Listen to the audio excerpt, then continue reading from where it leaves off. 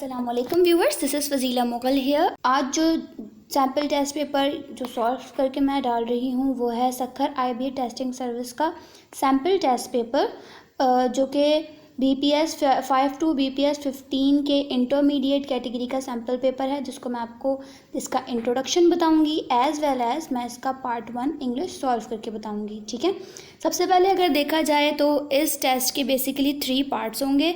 Part 1 English, part 2 maths and part 3 general knowledge. ठीक है, अगर हम इंग्लिश की बात करें तो उसमें हमारे पास सबसे पहले रीडिंग कॉम्प्रिहेंशन आ जाता है। ठीक है, 10 क्वेश्चंस आपके रीडिंग कॉम्प्रिहेंशन के होंगे। उसके अलावा वोकैबुलरी में 5 क्वेश्चंस आपके साइनोनियम्स होंगे, 5 क्वेश्चंस जो हैं वो आपके एंटोनियम्स के होंगे। उसके बाद आपके 5 क्वेश्चंस स्पेलिंग चेकिंग के होंगे, जिसमें स्पेल चेकिंग है उसमें आपको बताना होगा कि कौन सी स्पेलिंग सबसे ठीक है। उसके बाद 5 क्वेश्चंस आपके एरर डिटेक्शन के होंगे, जिसमें आपको बताना होगा कि मिस्टेक कहाँ पर है, कहाँ पर एरर है। उसके अलावा 5 क्वेश्चन आपके पास आएंगे प्रीपोजिशन के। ठीक है, और 5 क्वेश्चन आपके पास आएंगे सेंटेंस स्ट्रक्चर के बेसिकली कंप्लीट द सेंटेंस के इसमें कौन सा वर्ड आएगा। ओके, अगर हम पार्ट 2 की बात करें तो उसमें हमारे पास मैथमेटिक्स है।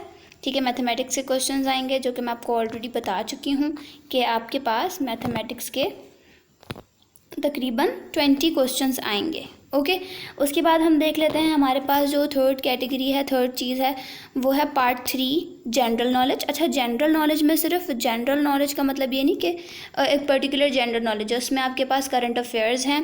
15 क्वेश्चंस आपके पास करंट अफेयर्स के आते हैं। ठीक है, उसके बाद 10 क्वेश्चन आपके पास एवरीडे साइंस के आएंगे और 5 क्वेश्चन आपके पास इस्लामियत के आएंगे और पाकिस्तान स्टडीज़ के मिक्स, मतलब उसमें इस्लामियत से रिलेटेड भी हो सकते हैं, पाकिस्तान स्टडीज़ से रिलेटेड भी हो सकते हैं। 5 क्वेश्चंस उसमें से आएंगे। इसके अलावा 10 क्वेश्चंस जो हैं आपके पास कंप्यूटर में से आएंगे। इस तरह से 40 क्वेश्चंस बन जाएंगे जनरल नॉलेज के। ओके, तो ये है आपका सैम्पल पेपर। अब इसमें मैं आपको बताऊंगी इंग्लिश का पार्ट सॉल्व करके। तो सबसे पहले हम समझ रहे हैं इंग्लिश का पार्ट 1। ठीक है, मैं इसको जो सैम्पल पेपर है उसको एक्सप्लेन भी करूंगी और इसके साथ साथ मैं आपको बताऊंगी कि आपको कहाँ से और किन चीज़ों से तैयारी करनी चाहिए, जो कि आपके लिए बहुत बेनिफिशियल हो सकता है। तो इस वीडियो को लास्ट तक लाजमी देखें और मुझे कमेंट सेक्शन में ज़रूर बताएं अगर आपको कोई भी मसला हो, कोई प्रॉब्लम हो, या अगर आप चाहते हैं कि मैं किसी टॉपिक पर वीडियो बनाऊँ तो आप बिल्कुल मुझे कमेंट बॉक्स में बता सकते हैं। ठीक है, so now let's get started. सबसे पहले हमारे पास आ रहा है रीडिंग एंड कॉम्प्रिहेंशन। ठीक है, इसके 10 मार्क्स होंगे, दैट मीन्स 10 क्वेश्चंस आएंगे और उसका जवाब आपको जो आपके पास पैसेज दिया हुआ है उसमें से ही आपको देना है। तो इसका मतलब ये है कि अगर आप पैसेज को अच्छी तरह से पढ़ेंगे तो आपके आंसर्स भी सही होंगे। तो सबसे पहले हम पैसेज को पढ़ लेते हैं गौर से। ठीक है, पैसेज में क्या लिखा है? इन ओल्डन डेज, पुराने वक्तों में, people use to live in caves, लोग जो हैं वो गारों में रहा करते थे। They found them as safe homes, वो उनको अपना महफूज घर समझते थे। Furnished living places were unknown to them, जिस तरह आज हमारे घर फर्निश्ड हैं, बने हुए हैं, इस तरह के घर उनके लिए एक अननोन चीज़ थी। इन स्टोन एज, पुराने वक्त को स्टोन एज कहते हैं, जब पत्थरों का दौर हुआ करता था। In stone age they made useful tools, वो जो है बहुत करामत टूल्स बनाते थे, औजार बनाते थे। एंड वेपन्स, हथियार बनाते थे। फ्रॉम स्टोन्स, पत्थरों से। For they found them useful, क्योंकि उनको वो यूज़फुल समझते थे। Durable and strong to use, durable मतलब बहुत महफूज चीज़ समझते थे या ऐसी चीज़ समझते थे जो उनके बहुत काम आ सकती है। They knew that heavy stones could be the best used in the battle to attack enemy forces, वो जानते थे कि जो भारी पत्थर हैं ये उनके बहुत ज़्यादा काम आ सकते हैं जंगों में अटैक करने के लिए इनके दुश्मन की फोर्सेस को। And harass their horses, camels and elephants, और डराने के लिए दुश्मनों के घोड़ों को, ऊँटों को और हाथियों को।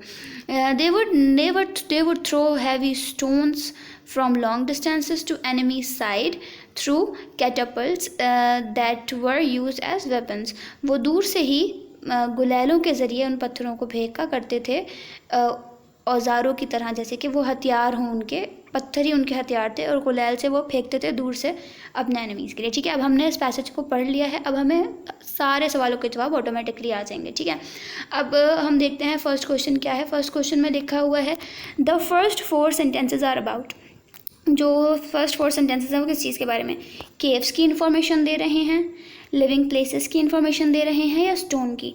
बेसिकली इस पूरे पैसेज में बात हो रही है स्टोन एज में जो लोग थे, पुराने ज़माने में जो लोग थे, उनके रहन सहन के तरीके की। तो इसका जो राइट आंसर है वो है लिविंग प्लेसेस। ओके, तो जो इसका राइट आंसर है वो है living places. Now next, people mention in the paragraph, जो पीपल मेंशन है पैराग्राफ में ऊपर, वो कौन थे, दे वर मिलिटेंट्स, दे वर वॉरियर्स, या they were good at battle strategy, वो किस चीज़ में अच्छे थे। तो बेसिकली हमने यही बात किया ना कि वो they were good at battle strategy, वो बैटल स्ट्रैटेजी बनाने में अच्छे थे। So this is the right answer C. ठीक है, let's move on to the next one, vocabulary section. अगर वोकैबुलरी सेक्शन में देखा जाए साइनोनियम्स, तो साइनोनियम्स में लिखा हुआ है शी इज़ अ श्रीवुड जज ऑफ करेक्टर। ठीक है, अब इसमें जो वर्ड श्रीवुड है, इसका साइनोनियम मतलब सिमिलर मीनिंग, एक जैसी मीनिंग वाला वर्ड कौन सा है। तो श्रीवुड का अगर मीनिंग देखा जाए तो होता है दानिशमंद, यानी जो कि सोच समझकर अकल से काम ले। ठीक है, तो बाकी जो 4 हमें दिए हुए हैं ऑप्शंस, उसमें से कौन सा सही फिट हो रहा है। अगर हम देखें लिटरेट को, तो लिटरेट का मतलब होता है पढ़ा लिखा। नॉलेजेबल का मतलब होता है आला तालीम याफ्ता। स्मार्ट का मतलब होता है सियाना। लेकिन एस्ट्यूट एक ऐसा वर्ड है जिसका एग्जैक्टली मतलब दानिशमंद ही होता है। तो इसलिए श्रीवुड का सही साइनोनियम जो है एस्ट्यूट है। तो इस वजह से इसका राइट आंसर जो है वो है A. Okay, next, he is a great scholar. Scholar किसको बोलते हैं। अब आपके पास फिर से 4 ऑप्शन हैं। ए एजुकेटेड यानी पढ़ा लिखा। हर पढ़ा लिखा स्कॉलर नहीं होता। ठीक है, स्टूडेंट जो कि तालिब इल्म है अभी। लर्न पर्सन यानी कि जो लर्न पर्सन है, तो स्कॉलर जो है वो लर्न पर्सन होता है। बात की जाए डी की, मतलब वर्सटाइल का मतलब तो हर फन मौला होता है। तो इसका जो सबसे सही फिट है वो है लर्न पर्सन। ओके, अब हम देखते हैं एंटोनियम को। एंटोनियम में हमारे पास जो वर्ड है, this is a sharp knife छुरी की जो शार्पनेस होती है, बेसिकली वो धार तेज़ होने की बात हो रही है। ठीक है, तो हमारे पास जो ऑप्शन है यूज़लेस, धार तेज़ होने का उल्टा यूज़लेस नहीं हो सकता। रस्टेड का मतलब जंगालूद, तो जंगालूद भी नहीं हो सकता। ब्लंट उसको बोलते हैं जिसकी धार कम हो। ठीक है, यानी कि कम धार वाला। तो तेज़ धार वाला का उल्टा होता है कम धार वाला। तो इस तरह से ब्लंट जो है वो इसका राइट आंसर है।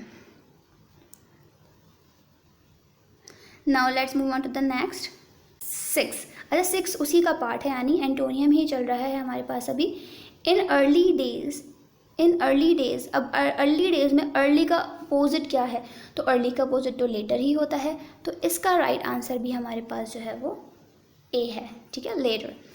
स्पेल चेकिंग की बात करें तो डिसिप्लिन की स्पेलिंग होती है DISCIPLINE।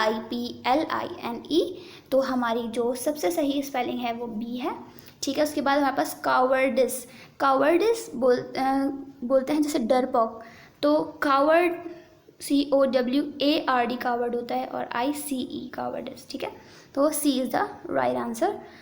उसके बाद आ जाते हैं एरर डिटेक्शन पे कि बताएं मिस्टेक कहाँ है। We discussed about the matter at large का मतलब होता है मतलब ऑल टुगेदर, हमने एक ही वक्त में तमाम मैटर्स थे उनको डिस्कस कर लिया। तो अबाउट द मैटर नहीं होता, डिस्कस द मैटर डायरेक्टली आता है, तो यहाँ पर अबाउट नहीं आएगा। B is the right answer. उसके बाद I find the bag that I had lost yesterday. अब इसमें जब येस्टरडे का वर्ड आ गया, आप हमेशा याद रखें, अगर येस्टरडे का वर्ड आ रहा है, स्पेसिफिक टाइम आ रहा है, तो वो पास्ट सिंपल टेंस होता है। तो इसलिए यहाँ पर आई लॉस्ट येस्टरडे आएगा, हैड लॉस्ट येस्टरडे नहीं आएगा। So D is the correct answer. Use of prepositions में हमारे पास है he is a man dash word. अब मैन ऑफ वर्ड होता है, मैन ऑफ वर्ड एक एक्सप्रेशन है। ठीक है, मैन ऑफ वर्ड एक एक्सप्रेशन है जिसका मतलब होता है a person who keeps promises, एक बंदा जो अपने वादे पूरे करता हो, या हु कैन बी ट्रस्टेड, या जिस पर यकीन किया जा सकता हो, उसको बोलते हैं मैन ऑफ वर्ड। ठीक है, तो इसका सही आंसर ऑफ है। द कायदे आज़म वर्कड हार्ड, अब हम काम करते हैं किसी मकसद के लिए, ठीक है। तो के लिए का जो हमारे पास वर्ड होता है वो होता है फॉर हिज होमलैंड, ठीक है, अपने होमलैंड के लिए उन्होंने सख्त मेहनत की। तो इसका सही आंसर है सी। ओके, सेंटेंस स्ट्रक्चर, अगर हम सेंटेंस स्ट्रक्चर की बात करें, the sun had risen before मैंने आपको क्या बोला था कि आपके पास स्पेसिफिक टाइम आ जाए तो इसका मतलब होता है पास्ट सिंपल। तो इसमें कौन सा, हैड लेफ्ट, तो ये पास्ट परफेक्ट हो गया। सेट ऑफ प्रेजेंट में है।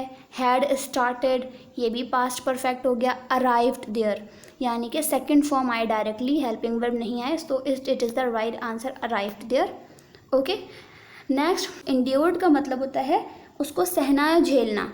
What can not be cured must be endured, मतलब इंड्योर्ड मतलब कि जिस चीज़ का इलाज नहीं हो सकता उसको हमें फिर सहना पड़ता है, बर्दाश्त करना पड़ता है। Okay, so this was the English part of the sample paper. मैंने आपको इंग्लिश पार्ट एक्सप्लेन कर दिया है कम्प्लीटली, और अब टाइम है बताने का कि किस तरह से आप तैयारी कर सकते हैं।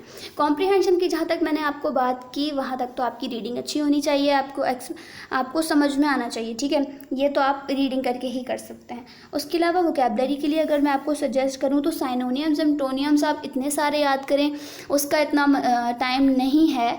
मैं आपको ये सजेस्ट करूँगी कि जितने भी पास्ट पेपर्स हैं STS वालों के, उनको निकालें और उनमें जितने भी साइनोनियम्स और एंटोनियम्स दिए हुए हैं उनको ही याद कर लें, क्योंकि रिपीटेड आते हैं। जैसे अगर मैं आपको बात करूं कि स्पेलिंग चेकिंग हो तो आपको स्पेलिंग अच्छी होनी चाहिए, उसके लिए तो आपको स्पेलिंग्स याद करनी पड़ेंगी। दूसरा एरर डिडक्शन, और जो इसके हमारे पास नेक्स्ट है सेंटेंस स्ट्रक्चर।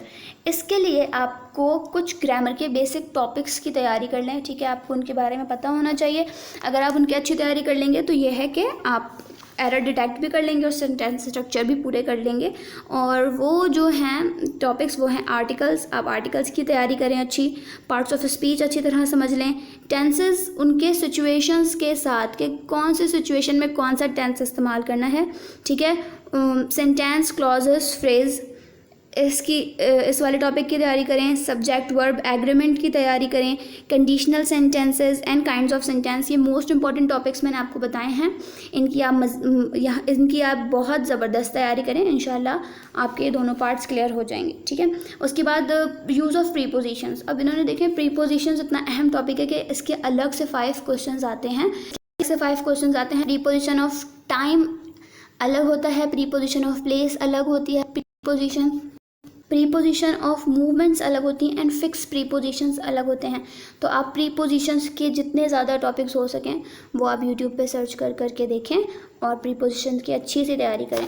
हमेशा एक बात याद रखें, सबसे ज़्यादा लोग जो फंसते हैं वो साइनोनियम्स, एंटोनियम्स और प्रीपोजिशंस में फंसते हैं, तो आपको इनकी अच्छी सी तैयारी करनी है। जितना मैं आपको बता सकती थी, जितना मुझे समझ में आया मैंने आपको बताया। अगर मज़ीद मैं कोई चीज़ आपको बता सकती हूँ, आपको लगता है, तो आप मुझे कमेंट बॉक्स में बता सकते हैं और सजेशन भी दे सकते हैं, और आप मुझे ये ज़रूर बताइएगा कि आपको मेरी वीडियो कैसी लगी, ताकि इसी तरह की मैं मज़ीद वीडियोज़ आपके लिए बनाती रहूँ।